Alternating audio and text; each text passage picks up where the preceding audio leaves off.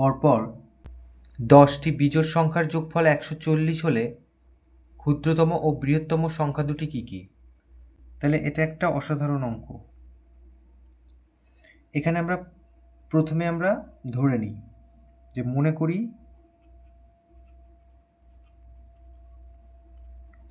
ক্ষুদ্রতম সংখ্যাটি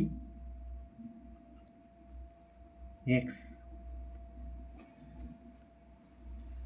তাহলে এবার প্রশ্নানুসারে বলে লিখব।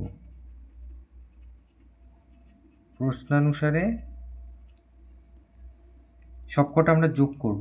প্রথমটা যদি x হয় তাহলে পরেরটা হবে x প্লাস 2। এখানে বলেছে এই যে বিজোড় সংখ্যা বলেছে, দুটো বিজোড় সংখ্যার মধ্যে 2 এর তফাৎ থাকে।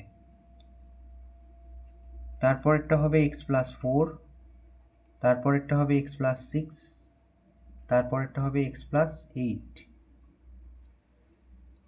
এইভাবে তারপরেরটা হবে x প্লাস 10, তারপরেরটা হচ্ছে x প্লাস 12, তারপরেরটা x প্লাস 14, তারপরেরটা হচ্ছে x প্লাস 16। কটা হলো তাহলে? 1, 2, 3, 4, 5, 6, 7, 8, 9টা। আর তারপরেরটা হচ্ছে x প্লাস 18। তাহলে এইটা সমান সমান বলেছে আমাদের 140।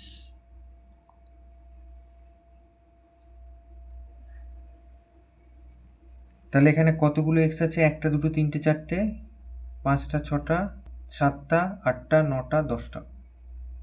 তাহলে 10টা x প্লাস সংখ্যা কত?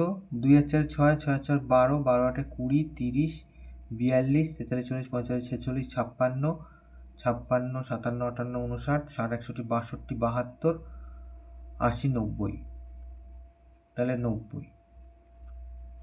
তাহলে 140। তাহলে 10x সমান সমান আমরা পাচ্ছি 140। 90কে ওপাশে পাঠিয়ে দিলাম। তাহলে 10x সমান সমান 50। তার মানে x সমান সমান 50কে 10 দিয়ে ভাগ।